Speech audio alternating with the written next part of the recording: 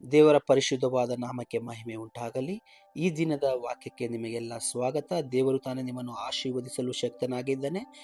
ನಾವು ಈ ದಿನ ನೋಡೋಣ ವಾಕ್ಯ ಯಾವುದೆಂದರೆ, ಯೋಹಾನ 14:6 ಹೀಗೆ ಹೇಳಿದರು ಯೇಸು ಕ್ರಿಸ್ತನು.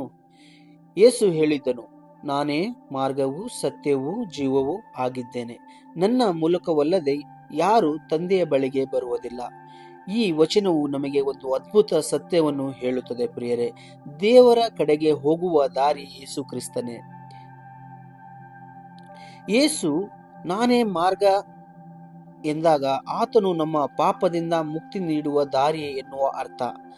ನಾನೇ ಸತ್ಯ ಎಂದಾಗ ಆತನು ದೇವರ ನಿಜವಾದ ರೂಪ, ಮೋಸವಿಲ್ಲದ ದೇವರು. ನಾನೇ ಜೀವ ಎಂದಾಗ ಆತನು ನಿತ್ಯ ಜೀವದ ಮೂಲಕ ಆತನು ಜೀವ ನೀಡುವ ದೇವರು.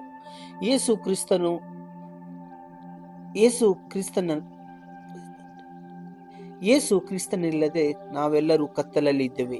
ಆತನ ಮುಖಾಂತರವಾಗಿ ನಾವು ಯೇಸುವಿನ ಮುಖಾಂತರ ಈ ದಿನ ನಾವು ಬೆಳಕಲ್ಲಿ ನಡೀತಿದ್ದೇವೆ ಪ್ರಿಯರೇ. ಒಂದು ಚಿಕ್ಕ ಪ್ರಾರ್ಥನೆ ಮೂಲಕ ಈ ದಿನದ ವಾಕ್ಯವನ್ನು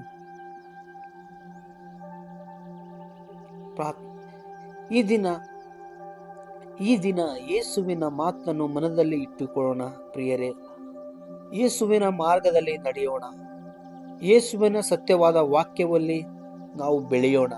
ಆತನ ಜೀವದ ಮೂಲಕ ನಮ್ಮ ಹೃದಯದಲ್ಲಿ ವಾಸಿಸಲು, ಆತನ ವಾಕ್ಯವು ನಮ್ಮ ಹೃದಯದಲ್ಲಿ ವಾಸಿಸಲಿ. ಯಾಕೆಂದರೆ ವಾಕ್ಯವೇ ದೇವರಾಗಿದೆ. ನಾವು ವಾಕ್ಯದಲ್ಲಿ ನೋಡುವ ಹಾಗೆ ಪ್ರಿಯರೇ ಪ್ರಾರ್ಥನೆ ಮಾಡೋಣ. ತಂದೆಯಾದ ದೇವರೇ, ಯೇಸುವಿನ ನಾಮದಲ್ಲಿ ನೀನೇ ಮಾರ್ಗವು ಸತ್ಯವೂ ಜೀವವಾಗಿದೆಯಪ್ಪ. ಯೇಸುವಿನ ಹೊರತು ನಾವು ಇನ್ನೂ ಯಾರ ಮುಖಾಂತರವಾಗಿ ನಿನ್ನ ಬಳಿಯಲು ಬರಲು ಸಾಧ್ಯವಿಲ್ಲಪ್ಪ. ಈ ವಾಕ್ಯದ ಮುಖಾಂತರ ಯೇಸುವೇ ನಮ್ಮ ಮಾರ್ಗ, ನಮ್ಮ ಸತ್ಯ, ನಮ್ಮ ಜೀವವಾಗಿರುವುದರಿಂದ ಯೇಸುವನ್ನು ಇನ್ನೂ ಹೆಚ್ಚಾಗಿ ನಾವು ಅರಿತುಕೊಳ್ಳಲು ನೀನು ಕೃಪೆ ಮಾಡು. ಈ ದಿನದಲ್ಲಿ ಕೇಳುವ ಪ್ರತಿಯೊಬ್ಬ, ಈ ವಿಡಿಯೋನು ವಾಕ್ಯವನ್ನು ಕೇಳುವ ಪ್ರತಿಯೊಬ್ಬ ಮಕ್ಕಳನ್ನು ಆಶೀರ್ವದಿಸು ಅಪ್ಪ.